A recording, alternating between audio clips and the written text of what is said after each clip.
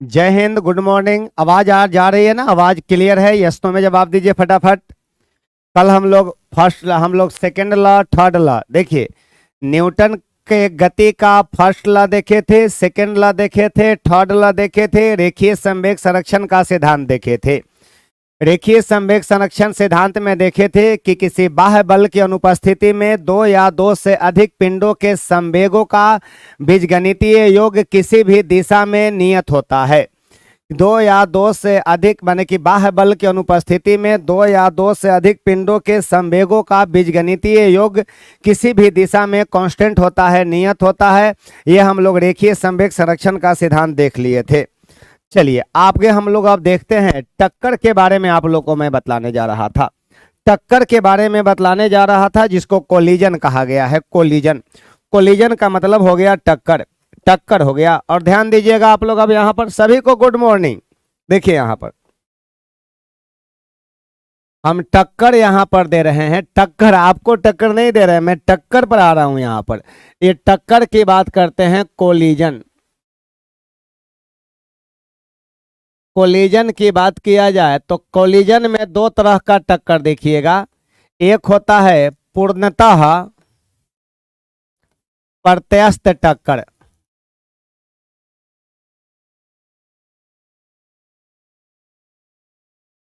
टक्कर होती है, इंग्लिश में कहते हैं इलास्टिक कोलिजन। पूर्णतः प्रत्यस्त टक्कर माने कि परफेक्टली इलास्टिक कोलिजन। और एगो दूसरा टक्कर है हमारा पूर्णतः अप्रत्यस्त टक्कर। एक होता है पूर्णतः अप्रत्यस्त टक्कर,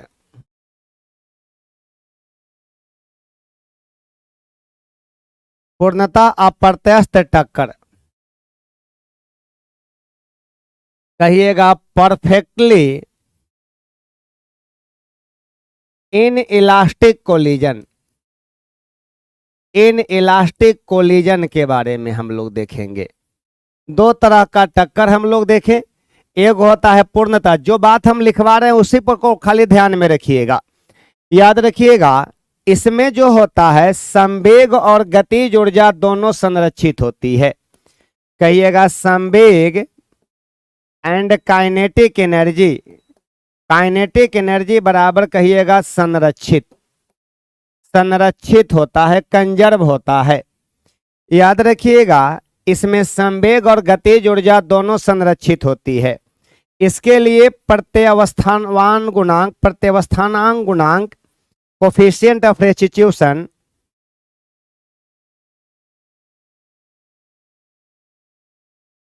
गुणांक की बात करेंगे जिसको ई से दिखलाते हैं, का मान जो होता है एक होता है, हमेशा एक आता है। इसके लिए प्रत्यावस्थान गुणांक का मान हमेशा एक होता है। लिखवाएंगे कि ये प्रत्यावस्थान गुणांक क्या है, केमिस्ट्री भी स्टार्ट होगा, टेंशन मत लीजिए।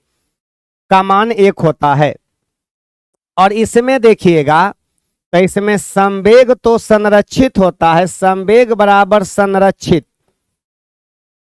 लेकिन अगर काइनेटिक एनर्जी कह दीजिएगा तो काइनेटिक एनर्जी जो होता है असंरक्षित होता है, असंरक्षित होती है। इसके लिए ई का मान जो होता है, ई बराबर हमेशा जीरो होती है। ई का मान इसके लिए हमेशा जीरो होती है, हमेशा जीरो होती है। अब यहां पर अब यहां पर समझ लीजिएगा, पूर्णतः प्रत्यस्त टक्कर में दोनों संरक्षित होता है। इसके लिए प्रत्यावस्थान गुणांक का मान एक होता है।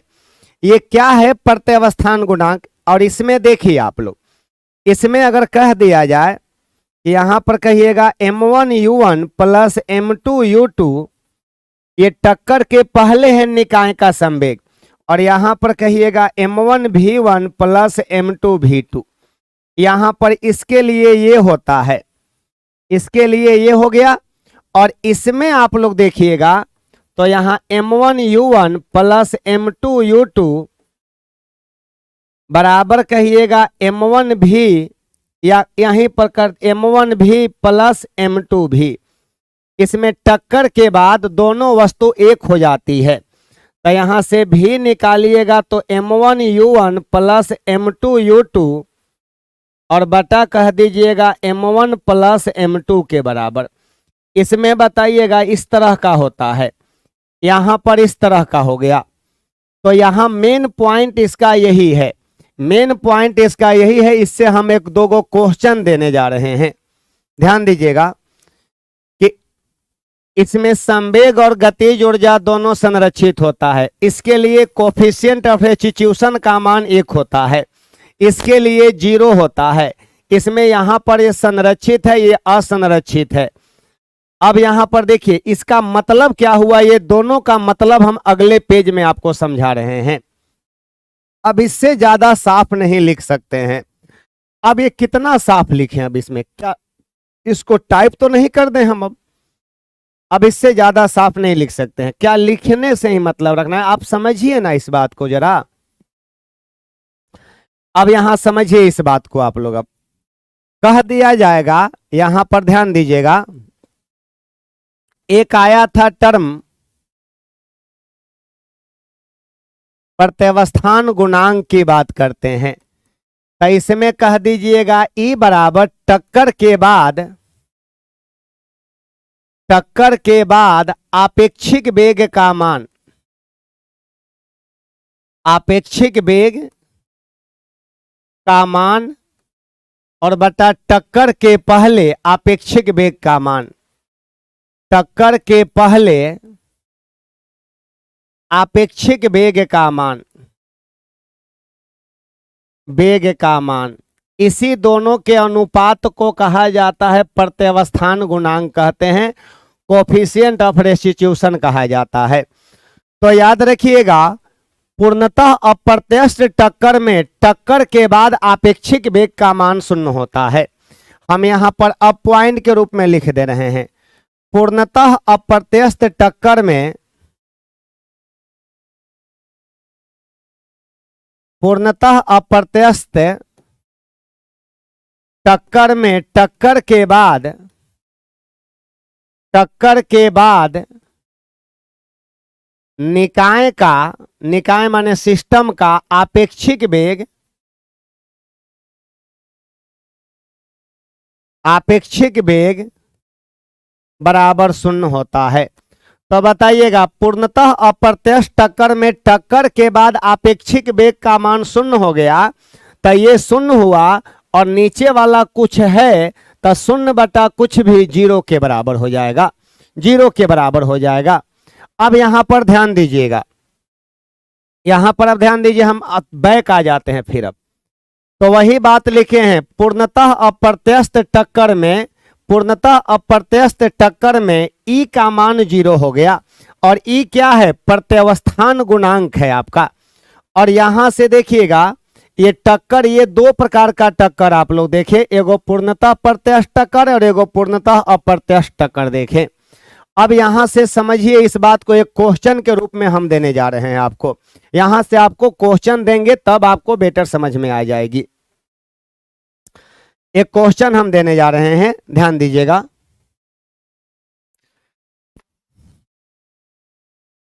एक क्वेश्चन दे रहे हैं,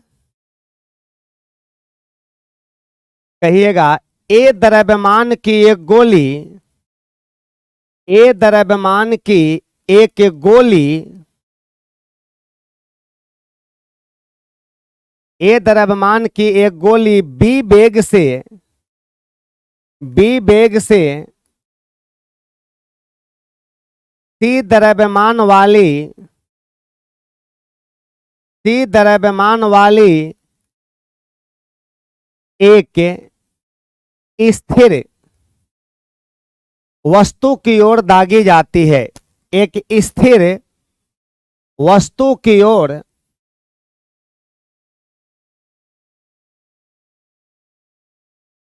दागी जाती है, दागी जाती है।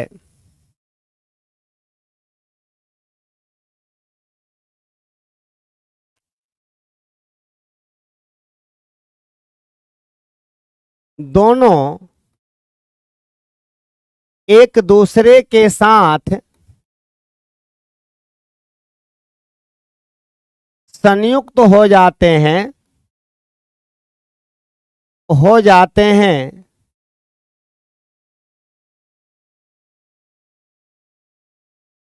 तो निकाय का वेग क्या होगा।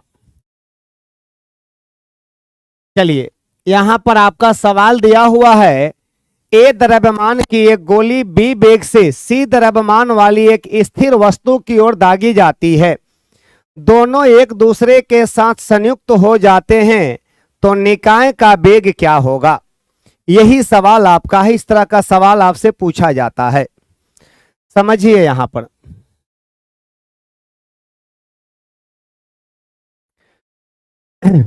ध्यान दीजिएगा, जो नहीं पढ़ने वाले हैं वो भी ध्यान देंगे और जो पढ़ने वाले हैं वो भी ध्यान देंगे।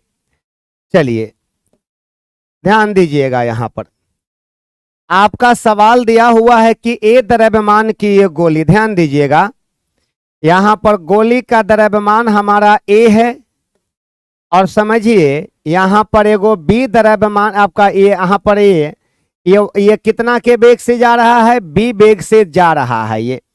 तो अब बताइएगा यहां पर m1 बराबर हो गया ए और ये बताइएगा u1 का मान हो गया यहां पर b हो गया, m1 के जगह पर a हो गया और यहां पर इसका वेग हो गया u1 बराबर b और यहां पर एगो c द्रव्यमान का वस्तु है, ये बेचारा स्थिर है, ये बेचारा स्थिर है। तो बताइएगा m2 का मान हो गया हमारा c और बताइएगा u2 का मान हो गया 0 हो गया, 0 मीटर पर सेकेंड हो गया। ये रुका हुआ है, ये इसमें जाकर इसमें समा जाता है, एक साथ हो जाता है, दोनों एक साथ हो जाता है। तो मेरी बात समझिए, ये दोनों एक साथ हो जाता है तो यहां पर हमारा ये चित्र में दिखा रहे हैं कि दोनों एक साथ हो गया, यहाँ ए हो गया सी हो गया और दोनों एक साथ भी वेग से चलने लगा, यही भी पूछ रहा है आपसे, ये भी यही आपका पूछ रहा है। तो आप बताइएगा यही भी पूछ रहा है तो यहां पर टक्कर के पहले है, ये कहिएगा टक्कर के पहले निकाय का कुल संवेग, निकाय का कुल संवेग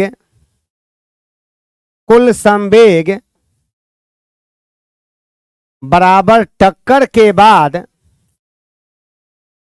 ये समझाने के लिए लिख रहे हैं, इतना न तो इतना नहीं करते हैं, टक्कर के बाद निकाय का कुल संवेग, निकाय का कुल संवेग ये दोनों बराबर होगा ना।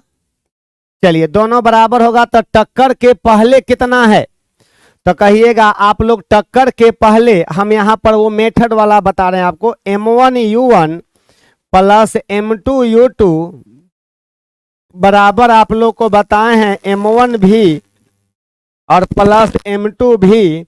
तो यहीं से आप लोग निकाल देते हैं v बराबर डायरेक्ट, ये वाला सूत्र आपको पता होना चाहिए, यही वाला सिस्टम दिया हुआ है, यही वाला भी निकालना है, यही वाला भी आपको निकालना है। इस तरह का सवाल रहता है तो इस तरह से, तो v बराबर यहां से निकालिएगा तो m1u1 प्लस m2u2 और बटा m1 प्लस m2 यहां से अब मान भर दीजिए आप लोग। m1 का मान कितना है, a है, तो यहां a कर दीजिए, u1 का मान क्या है तो कहिएगा b है तो b कर दीजिए और प्लस m2 का मान है c, देखिए वहां c है और u2 का मान 0, तो 0 से गुना करेंगे तो 0 होगा, m1 का मान है a और प्लस m2 का मान है c, तो यही बोलिएगा ab बटा a प्लस c आंसर हो गया, यही आपके प्रश्न का आंसर हो गया। ये क्वेश्चन आपके बिहार पुलिस का ही है। अगर इस तरह का क्वेश्चन आपसे नहीं बनेगा,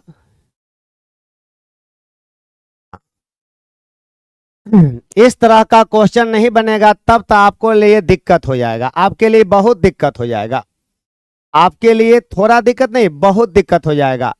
हमें कोई एतराज नहीं, आप बोलिएगा, जिस तरह से बोलिएगा मैं उस तरह से पढ़ा दूंगा, हाँ, लेकिन वो पढ़ाई पढ़ने से कोई फायदा नहीं है जिस पढ़ाई से आपको कोई बेनिफिट नहीं मिले। हमारा कोई उद्देश्य नहीं है कि आपके साथ मैं चीटिंग करूं, इतना आप समझ लीजिए, इतना ही आप समझ लीजिए। आप ये हम यहां समझाएं आपको, क्या समझ में आपको नहीं आई? अगर नहीं आई तो बोलिए कि नहीं आई समझ में।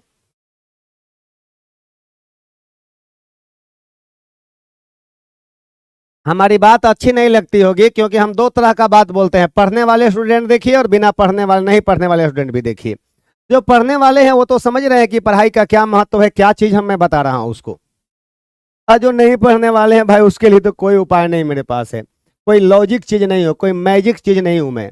शैलेंद्र कुमार कोई मैजिक चीज नहीं है कि शैलेंद्र कुमार लाकर शरबत घोर देगा ऐसे, यहाँ पर हम डाल दिए फलाना चिलाना और कहेंगे कि थोड़ा आप पीजिए, एक चम्मच आप लीजिए, एक चम्मच आप लीजिए, चानेरिमित बनाकर पिला दिया। ऐसी बात नहीं है, पढ़ना पड़ेगा आपको।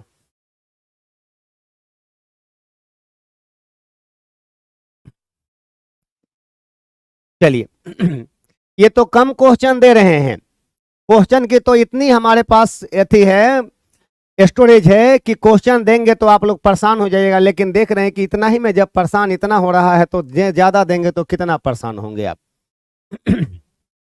चलिए आगे बढ़ जाते हैं हम लोग, नेक्स्ट की ओर आते हैं।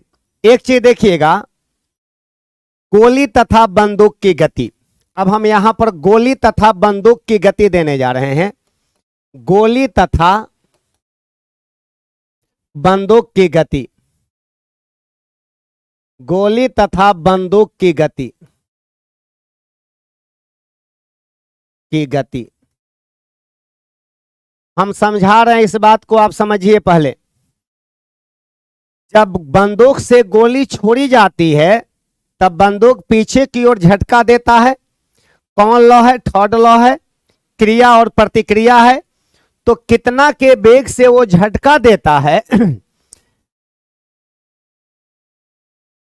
कितना के वेग से वो झटका देता है, वो झटका का वेग हम लोग निकाल सकते हैं। ये जो हम मैं सूत्र देने जा रहा हूं उससे निकाल सकते हैं।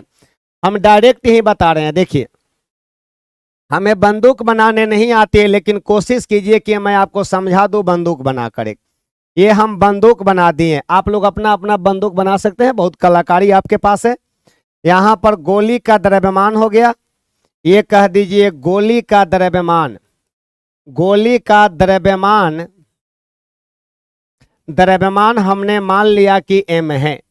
ये बताइएगा गोली का ये वेग है u, u बराबर किसका वेग है? गोली का वेग, गोली का वेग है। आप बताइए m बराबर ये 12 वाला m जो हो गया बंदूक का द्रव्यमान, बंदूक का द्रव्यमान हो गया, मास ऑफ गन। और ये बताइएगा जैसे ही बंदूक से गोली छोड़ी जाती है तो ये झटका देने वाला जैसे ही है, जैसे ही बंदूक से गोली छोड़ी जाती है तो याद रखिएगा ये भी वेग से पीछे की ओर हटता है। कहिएगा बंदूक के झटका का वेग, झटका का वेग, बंदूक के झटका का वेग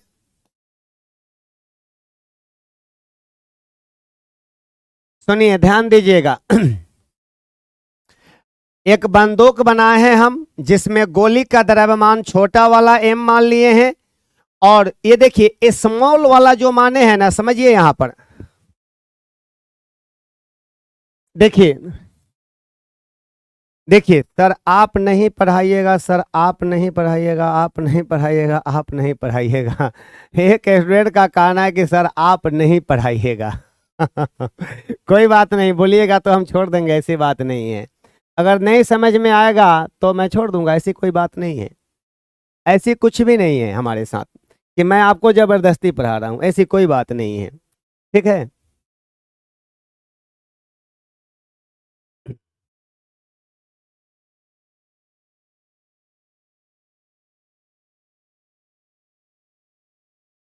ऐसी बात नहीं है, अगर नहीं समझ में आएगा तो टीचर बदला जाएगी, ऐसी कोई बात नहीं है।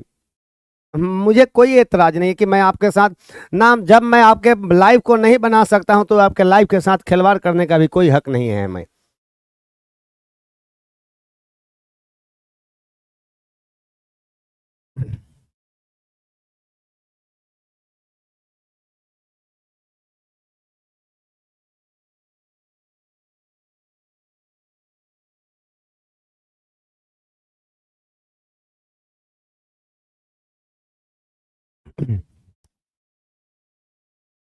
चलिए देखिए,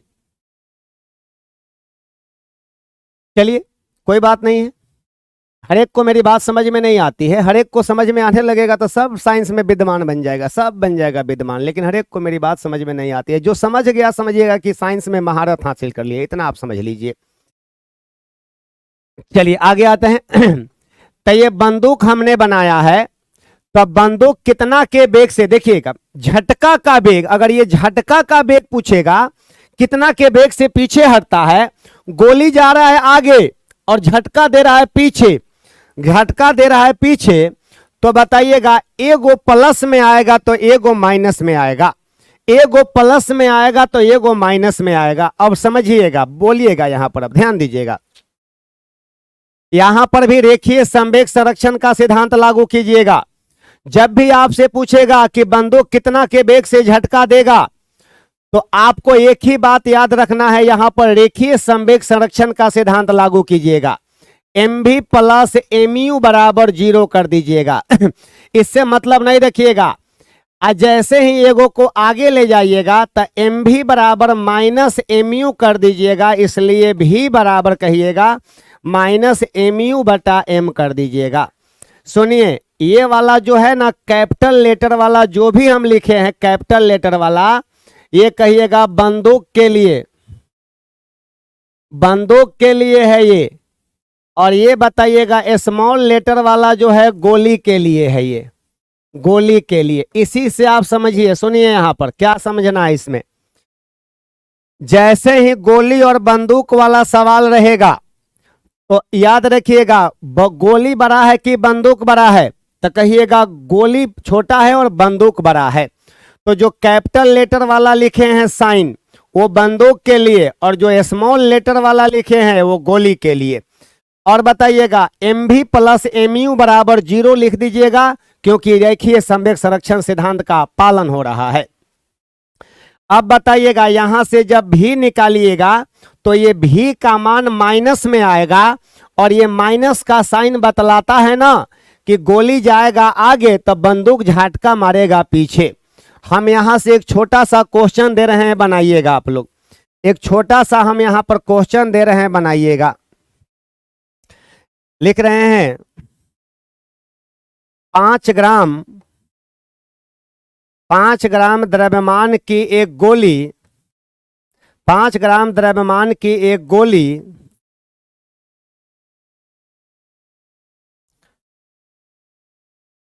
100 मीटर पर सेकंड के 100 मीटर पर सेकंड के वेग से 5 ग्राम द्रव्यमान की एक गोली 100 मीटर पर सेकंड के वेग से एक बंदूक से छोड़ी जाती है, छोड़ी जाती है,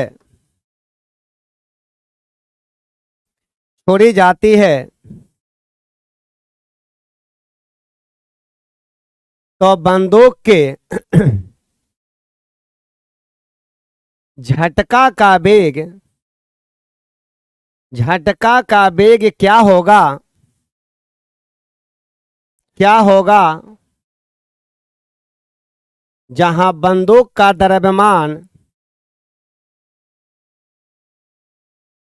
जहां बंदूक का द्रव्यमान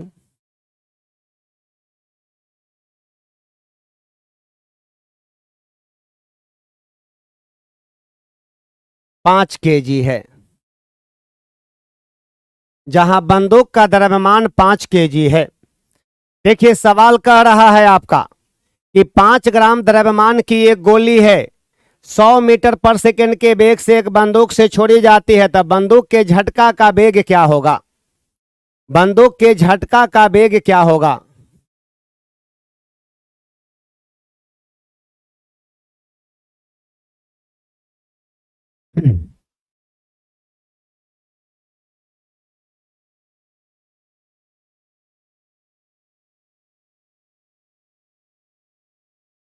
देखिए भाई, आप लोग बिहार पुलिस वाले हैं, आप लोगों को पढ़ाना बहुत टफ चीज है।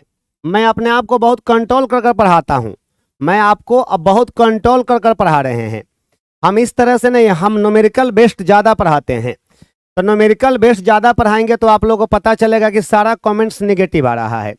ऐसे भी इसमें बहुत सारे स्टूडेंट हैं जिसको पता नहीं है कि फिजिक्स में पहला लेटर क्या होता है। तो फिजिक्स का पहला लेटर पी होना चाहिए।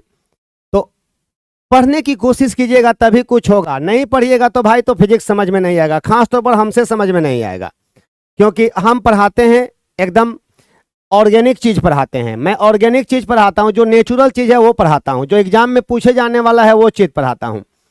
आप सोचिएगा कि हमको आप हवाई बताइए, तो मैं हवाई फायरिंग नहीं जानता हूं, हमें नहीं आती है वो, क्योंकि हम जमीन से जुड़े हुए आदमी हैं। और मैं जानता हूं कि गांव में किस तरह से लोग पैसा कमाते हैं, किस तरह से खेत में काम करते हैं, और खेत में काम कर कर अपने बच्चों को पढ़ाते हैं, बच्चों को शिक्षा देते हैं, बच्चों को शिक्षित करते हैं ताकि वो नौकरी ले सके।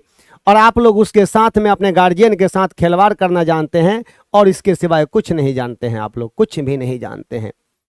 देखिए बताइएगा, ये हम बताए हैं यहां पर। देखिए इस सवाल को डायरेक्ट इस पर भर दीजिएगा, इससे बना दीजिए, इससे बनाइए, बन जाएगा झटका का बेग भी। तो यहां पर दोनों छोटका है, छोटा वाला है। तो अब बताइएगा न्यूमेरिकल की संख्या 3 को भी रह सकता है, 5 भी रह सकता है, 8 भी रह सकता है, इतना समझ लीजिए। न्यूमेरिकल कब बनेगा? जब थ्योरी पढ़िएगा तब ना। अब बताइएगा, ध्यान दीजिएगा, यहां सब कुछ दिया हुआ है आपके। हम अगले पेज में आते हैं। बताइएगा गोली का द्रव्यमान कितना दिया हुआ? छोटा वाला m, माने गोली का द्रव्यमान दिया हुआ है 5 ग्राम। तब 5 बटा कह दीजिएगा 1000 केजी। अरे भैया केजी में पहले बदलिएगा तब ना।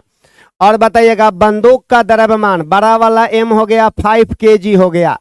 और बताइएगा u का मान दिया हुआ है 100 मीटर पर सेकेंड दिया है, 100 मीटर पर सेकेंड। v का मान पूछ रहा है, तब v का मान तो माइनस में आएगा। क्यों माइनस में आएगा? भी का मान माइनस में आएगा, क्यों आएगा? क्योंकि गोली जाएगा आगे, बंदूक झटका मारेगा पीछे। तो आपको बताए हैं हम डायरेक्ट कि भी बराबर माइनस mu बटा m कर दीजिएगा, डायरेक्ट बन जाएगा। बताइए माइनस m, m माने छोटा वाला है, तब माइनस 5 बटा कहिएगा 1000, और गुने u का मान हो गया 100 और डिवाइडेड बाई m का मान हो गया 5। तो ये बताइएगा, ये 0 से 2 0 कट जाएगा। यहां पर कह दीजिएगा इसको, ये आ जाएगा -5 बटा 10, -5 बटा 10 गुने 1 बटा 5 कर दीजिएगा। तो ये 5 से 5 कट जाएगा, तब -0.1 न्यूटन, -0.1 न्यूटन, 0.1 न्यूटन हो जाएगा। अतः विरोधी बल बराबर विरोधी बल पूछेगा तो कह दीजिएगा 0.1 न्यूटन, 0.1 न्यूटन हो जाएगा। यही आपके प्रश्न का जवाब हो गया। नहीं तो 1 गुने 10 का पावर -1 न्यूटन, ये भी कह सकते हैं। दोनों में से कुछ भी हो सकता है आपका, दोनों बात एक ही है।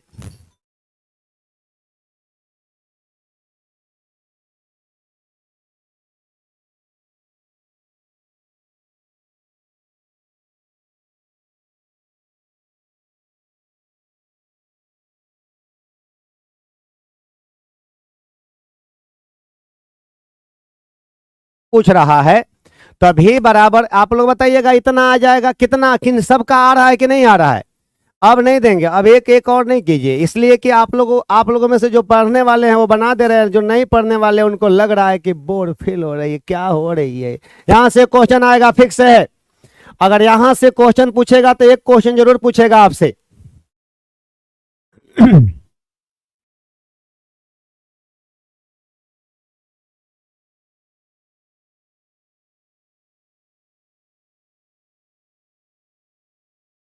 इस तरह का क्वेश्चन आएगा, बन जाएगा आपसे।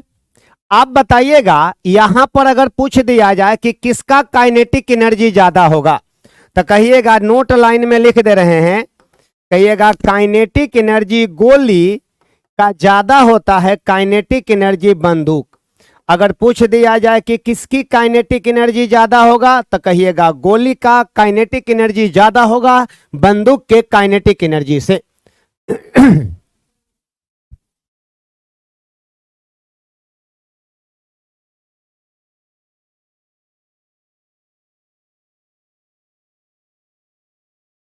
अब निकाल नहीं सकते हैं? गोली का द्रव्यमान दिया हुआ है, गोली का चाल दिया हुआ है, बंदूक का आप लोगों ने भी निकाल दिया, बंदूक का द्रव्यमान दिया हुआ है, निकल नहीं जाएगा? एकदम निकल जाएगा, बशर्ते कि आप लोग जब भी गुना भाग कीजिएगा यूनिट को सेम में लाइएगा, पहले सेम यूनिट में लाइएगा।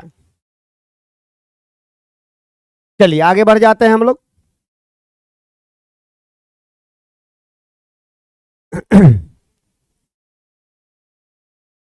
अगला सवाल, अगला, ये चैप्टर समाप्त है आपका, ये चैप्टर समाप्त है। कल आप लोगों को इस पर न्यूमेरिकल सवाल देंगे। क्वेश्चन नंबर 1 दे रहे हैं हम, यहाँ क्वेश्चन नंबर फर्स्ट दे रहे हैं।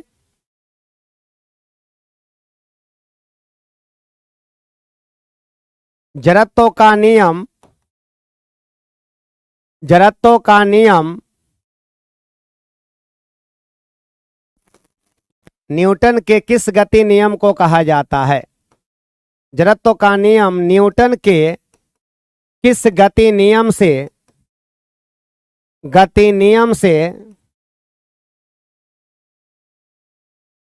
प्राप्त होती है? किस गति नियम से प्राप्त होती है? जड़त्व का नियम न्यूटन के किस गति नियम से प्राप्त होती है? तो कहिएगा फर्स्ट लॉ से। आंसर डायरेक्ट लिख दीजिएगा, फर्स्ट लॉ। कहिएगा फर्स्ट लॉ, फर्स्ट लॉ से प्राप्त होती है।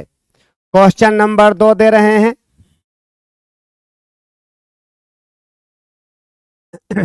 F बराबर ma, F बराबर ma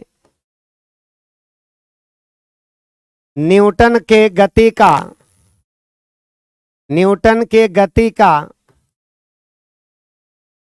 न्यूटन के गति के, न्यूटन के गति के किस नियम से प्राप्त होती है? प्राप्त होती है। बनाइए, F बराबर m में न्यूटन के गति के, न्यूटन के गति के किस नियम से प्राप्त होती है? कौन लॉ से? तो डायरेक्ट बता दीजिएगा सेकेंड लॉ। कहिएगा सेकेंड लॉ, सेकेंड लॉ से प्राप्त होती है। क्वेश्चन नंबर 3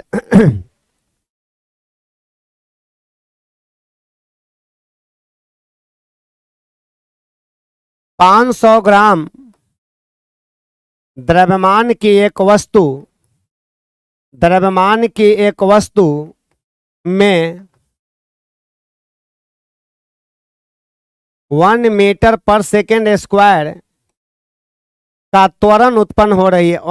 500 ग्राम द्रव्यमान की एक वस्तु में, एक वस्तु में 500 ग्राम द्रव्यमान की एक वस्तु में 1 मीटर पर सेकेंड स्क्वायर का त्वरण उत्पन्न हो रही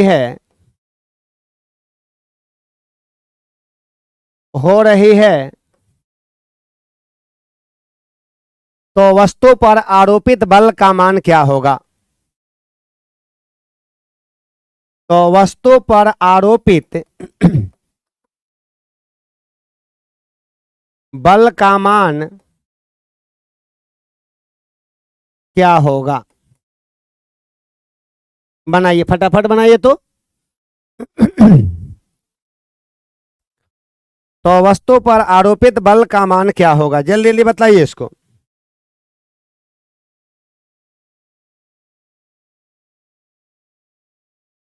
पांच 500 ग्राम द्रव्यमान की एक वस्तु में 1 मीटर पर सेकंड का त्वरण उत्पन्न हो रही है, तो वस्तु पर आरोपित बल का मान क्या होगा?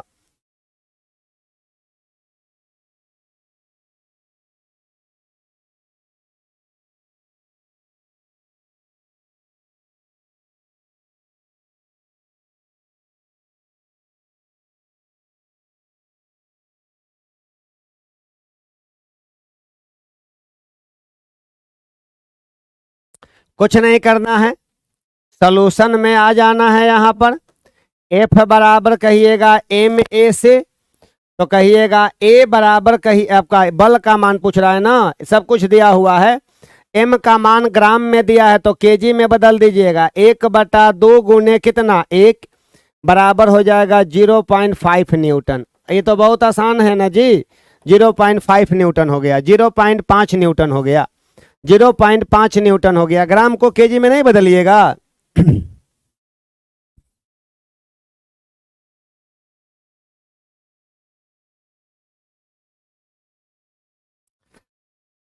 चलिए अगला सवाल पर आ जाते हैं। सवाल नंबर आपका आगे में क्या है? अगला सवाल 3 नंबर में देखिए क्या है।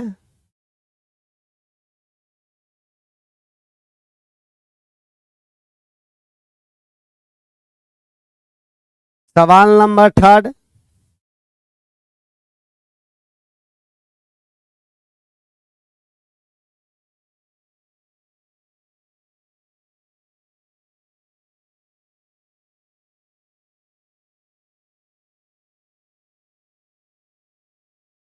देख रहे हैं 6 न्यूटन का एक बल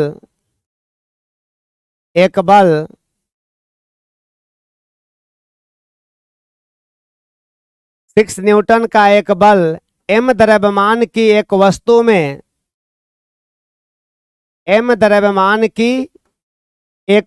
में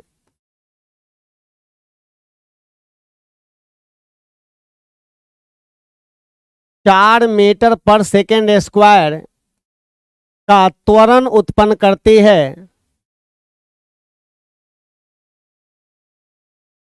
4 मीटर पर सेकेंड स्क्वायर का त्वरण उत्पन्न करती है, तो m का मान क्या होगा? m का मान क्या होगा? क्या होगा बताइए। तो m का मान क्या होगा? कितना केजी होगा? तो 6 न्यूटन का एक बल m द्रव्यमान की एक वस्तु में इतना का त्वरण उत्पन्न करती है, तो m का मान क्या होगा? बहुत आसान सा सवाल दिए हुए हैं। तो F बराबर m a से बताइए, m निकालिएगा तो m बराबर F बटा a कर दीजिएगा। F का मान हो जाएगा 6 बटा a का मान हो जाएगा 4। तो यहाँ पर कहिएगा 4 डेढ़े 6 1.5 केजी।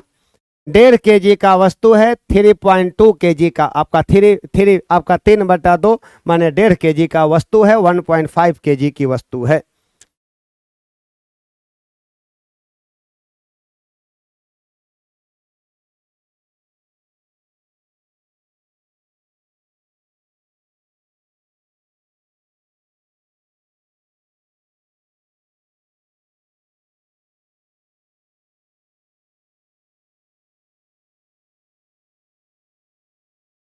इस तरह का रहेगा तो बना देंगे आप लोग।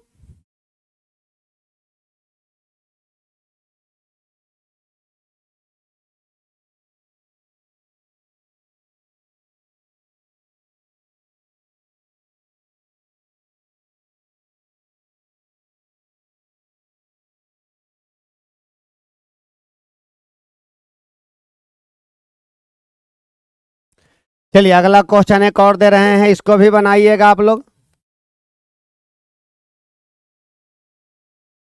एक वस्तु के संवेग में परिवर्तन की दर, एक वस्तु के संवेग में परिवर्तन की दर 10 केजी मीटर सेकेंड -2 है, तो वस्तु पर आरोपित बल का मान क्या होगा?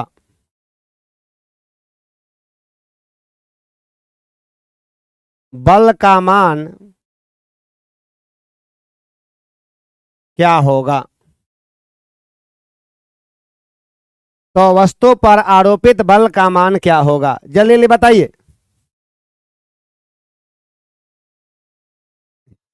देखिए क्वेश्चन है कि एक वस्तु के संवेग में परिवर्तन की दर। अरे बाबा यही तो है, आपको तो यही बताया गया है कि संवेग में परिवर्तन की दर ही तो बल के बराबर, संवेग में परिवर्तन की दर ही बल के बराबर होता है। तो एक वस्तु के संवेग में परिवर्तन की दर ही तो बल के बराबर। तो बताइएगा एफ बराबर हो गया M V minus M U बटा टी। और ये मान जब दिया हुआ है कि ये मान हमारा दिया हुआ है कि ये 10 न्यूटन 10 के जी मीटर सेकेंड माइनस 2 है, तो यही तो हुआ बल का मान 10 न्यूटन बराबर 10 न्यूटन हो जाएगा, क्योंकि संवेग में परिवर्तन की दर ही बल के बराबर होती है। संवेग में परिवर्तन की दर ही बल के बराबर होती है।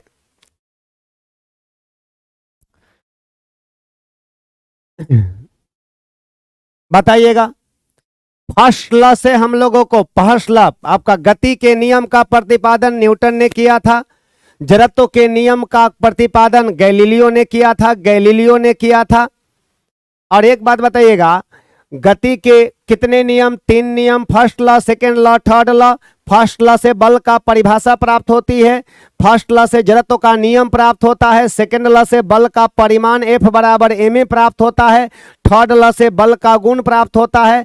और बल प्रकृति में कभी स्वतंत्र नहीं होती है, जब भी रहता है क्रिया और प्रतिक्रिया के रूप में रहती है। कहा जाएगा कि तैराकी संभव है फर्स्ट लॉ से कि सेकेंड लॉ से कि थर्ड लॉ से, तब तैराकी संभव है थर्ड लॉ से संभव है। पानी में तैरना, क्रिया लगाते हैं तो वो प्रतिक्रिया देता है। जमीन पर चलना कहिएगा थर्ड लॉ के अंतर्गत आएगा। बंदूक का प्रतिक्षेप माने बंदूक से जब गोली छोड़ी जाती है तो बंदूक पीछे की ओर झटका देता है, ये थर्ड लॉ के अंतर्गत आएगा।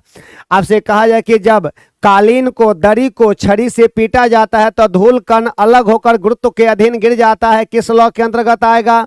तो कहिएगा ये हमारा फर्स्ट लॉ के अंतर्गत आएगा, इनर्शिया ऑफ रेस्ट में आ जाएगा। इनर्शिया को बांट कर पढ़ेंगे, इनर्शिया ऑफ रेस्ट होता है, इनर्शिया ऑफ मोशन होता है और इनर्शिया ऑफ डायरेक्शन होती है। तो कल आप लोगों को यहां से 30, 35, 40 को जितना क्वेश्चन होगा वहां से क्वेश्चन देंगे। कल आप लोग का क्वेश्चन होगा, उसके बाद में आप लोग का अगला टॉपिक शुरू करेंगे। इसमें एक टॉपिक आप लोगों को पीडीएफ देकर भी पढ़ाएंगे, बहुतों लोगों को पीडीएफ का बहुत सवाल है ना, तो 1-2 टॉपिक आप लोग को पीडीएफ देकर भी पढ़ाएंगे। मतलब कि पीडीएफ यहाँ पर ये लिखा हुआ रहेगा, खाली उसको हम रंगते चले जाएंगे, बेटर रहेगा। नो वही है, बहुत अच्छी है उसमें। चलिए फिर मिलते हैं कल, फिर हम लोग मिलते हैं कल। Okay bye, best of luck. लेकिन पढ़ने की कोशिश कीजिएगा और सही में पढ़ाई कीजिएगा, तभी पढ़ पाइएगा साइंस। अगर सही में पढ़ाई नहीं कर पाइएगा तो साइंस पढ़ने में दिक्कत होगा आपको, इतना आप समझ लीजिए। इतना